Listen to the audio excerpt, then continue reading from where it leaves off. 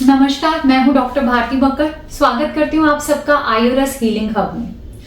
Friends, Navratri शुरू होने वाले हैं और नवरात्रि हम सब में ऊर्जा और उत्साह लाते हैं। इसी के साथ बहुत सारे मेरे पेशेंट्स पूछते हैं कि क्या ल्यूकोडर्मा में, क्या एलोपेशिया में या स्किन डिसऑर्डर्स में नवरात्रि रखना या फास्टिंग करना सेफ है, क्या करनी चाहिए या नहीं। तो आज इसी पर चर्चा करेंगे। आज के वीडियो में मैं आपको बताऊंगी क्या फास्टिंग स्किन डिसऑर्डर्स या ऑटोइम्यून डिसऑर्डर्स में सेफ है। अगर सेफ है तो कौन सी ऐसी ऑप्शंस हैं जो हम खा सकते हैं जो सफेद दाग में नुकसान भी ना करे। नंबर 2, कौन से ऐसे खाद्य पदार्थ हैं जो हम नवरात्रों की फास्टिंग के दौरान खा सकते हैं ताकि सफेद दाग में कोई नुकसान ना हो।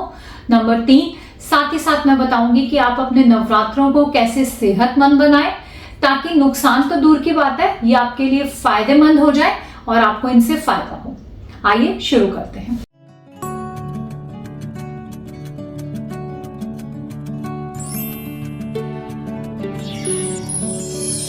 फास्टिंग यानी कि उपवास रखना, आयुर्वेद में इसे बहुत जरूरी कहा है और बताया गया है कि हम सभी को कभी ना कभी फास्टिंग जरूर करनी चाहिए।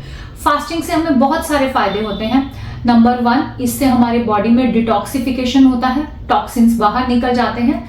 नंबर 2, ये हमारे डाइजेस्टिव पावर और मेटाबॉलिज्म को और स्ट्रॉन्ग बनाता है, क्योंकि अगर किसी भी वजह से हमारा डाइजेस्टिव सिस्टम ओवरबर्डन हो, थक चुका हो, तो जब हम फास्टिंग रखते हैं तो डाइजेस्टिव सिस्टम को रेस्ट मिलता है जिससे वो अपनी पावर रीगेन कर लेता है। नंबर 3, ये हमें वेट मैनेजमेंट में भी बहुत हेल्प करता है। आजकल क्योंकि हम बैठकर ज्यादा काम करते हैं और फिजिकल एक्सर्शन हमारी लाइफ में कम है, तो वेट की समस्या बहुत सारे लोगों को है। फास्टिंग से उसमें भी मदद मिलती है। नंबर 4, अगर आप सही तरीके से फास्टिंग करेंगे तो आपको एनर्जी भी ज्यादा लगेगी। आप जो सोचते हैं कि फास्टिंग से हमें ताकत कम तो नहीं महसूस होगी, हम वीक फील करेंगे, सही फास्टिंग से ऐसा बिल्कुल नहीं होगा। तो फास्टिंग करते समय आपको इतना जरूर ध्यान रखना है कि फास्टिंग का मतलब ये नहीं है कि नवरात्रों में जो चीजें खा सकते हैं आप सारा दिन पकवान बना बनाकर उसे खाते रहें। वो सही मायनों में फास्टिंग नहीं है। आजकल बहुत सारे लोग ऐसा करते हैं कि नवरात्रि के दिनों में फास्ट रखते हैं, अन्न नहीं खाते और नवरात्रि की जो चीजें अलाउड है उसको सारा दिन खाते हैं। ये फास्टिंग का सही रूप नहीं है।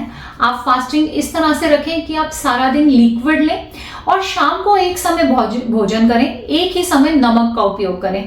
अगर इस तरह से आप फास्टिंग करते हैं तो आपको ज्यादा फायदा होगा। सही मायनों में आप स्वास्थ्य की तरफ एक कदम बढ़ाएंगे और माता रानी की ब्लेसिंग्स तो आपको मिलेंगी ही। तो अब मैं आपको बताती हूँ कि फास्ट में उपयोग करने वाले कौन से ऐसे खाद्य पदार्थ हैं जो सफेद दाग में आराम से यूज किए जा सकते हैं। नंबर 1, कुट्टू का आटा।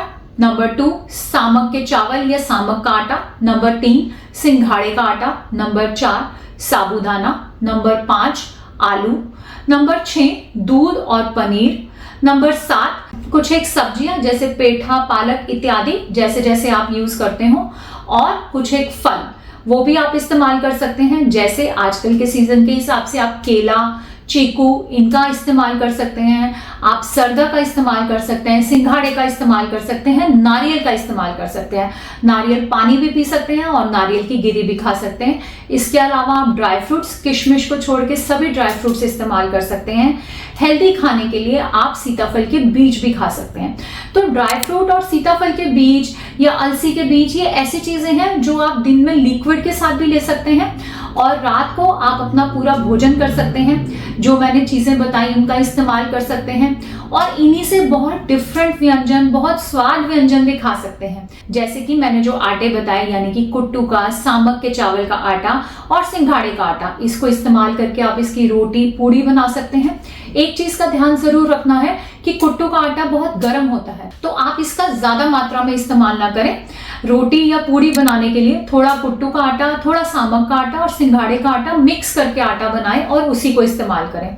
आप साबूदाना की खिचड़ी बना सकते हैं, साबूदाना के पुलाव बना सकते हैं, सामक के चावल के पुलाव बना सकते हैं। आप आलू की, अरबी की सब्जी का इस्तेमाल कर सकते हैं, पनीर की सब्जी बना सकते हैं, आलू की चाट खा सकते हैं। तो इस तरह आलू और साबूदाने की टिक्की खा सकते हैं। तो इस तरह से नवरात्रि में सफेद दाग के साथ बहुत सारे ऑप्शंस हैं खाने के लिए, आप इनमें से किसी भी चीज को सिलेक्ट कर सकते हैं। मैंने जो इंग्रेडिएंट्स बताए वो भी इस्तेमाल कर सकते हैं और कोई नई डिश भी बना सकते हैं। इसके अलावा आप मखाने भी खा सकते हैं, मखानों को आप रोस्ट करके खा सकते हैं। अब क्योंकि मैंने आपको बताया कि सारा दिन आप ड्रिंक्स का इस्तेमाल करें, तो मैं आपको बताना चाहूंगी कौन से ड्रिंक्स या पेय पदार्थ आप आसानी से ले सकते हैं। आप सबसे इंपॉर्टेंटली दूध पी सकते हैं। दूध को आप किसी भी नमक वाली चीज के साथ नहीं लें तो दूध का सेवन कर सकते हैं। फिर आप नारियल पानी का सेवन कर सकते हैं, नारियल पानी बहुत अच्छा है। इसके अलावा आप खसखस या रोज शरबत का सेवन कर सकते हैं। इसमें आप और भी चीजें ले सकते हैं, आप लौकी गाजर का जूस ले सकते हैं।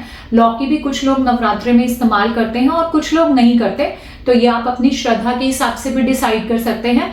लेकिन गाजर का जूस आप यकीनन सेवन कर सकते हैं। तो इस तरह से अगर आप एक बार खाना खाएं और सारा दिन लिक्विड लें, एक ही बार नमक का उपयोग करें, तो आपका फास्ट जो है वो बहुत ही भक्ति वाला तो रहेगा ही, लेकिन साथ ही साथ आपकी हेल्थ के लिए भी बहुत अच्छा होगा।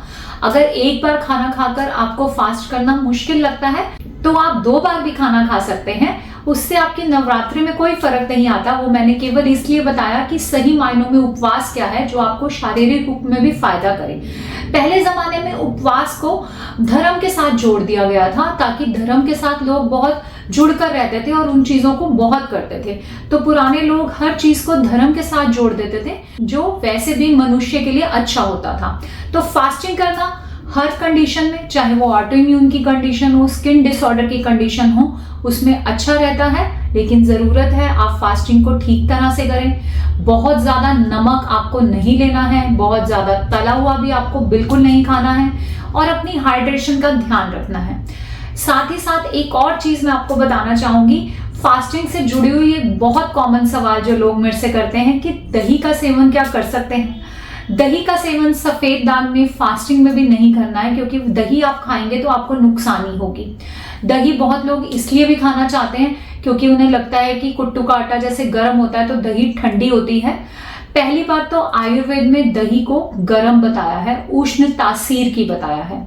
दूसरी बात, अगर आप कुट्टू के आटे के साथ कोई ठंडी चीज लेना चाहते हैं तो आप खीरे का सेवन करें, आप लौकी के जूस का सेवन करें, आप खसखस के शरबत का सेवन करें, नारियल के पानी का सेवन करें, लेकिन दही का इस्तेमाल ना करें, ताकि फास्टिंग से जो आपको बेनिफिट्स मिलने हैं वो तो मिले ही, और सफेद दाग में किसी तरह का नुकसान ना आए। आशा करती हूँ आज का वीडियो आपको अच्छा लगा। वीडियो अच्छा लगा तो इसे लाइक करें, ज्यादा से ज्यादा लोगों को इसको पहुंचाएं ताकि सभी लोग इसका फायदा उठा सकें। मुझे इंस्टाग्राम और फेसबुक पर भी फॉलो कर सकते हैं, और साथ ही साथ मेरी वेबसाइट के द्वारा भी मेरे से जुड़ सकते हैं। तो मिलेंगे अगले वीडियो में एक नए टॉपिक के साथ। तब तक के लिए आयुर्वेद अपनाएं, स्वस्थ रहें, खुश रहें। जय माता।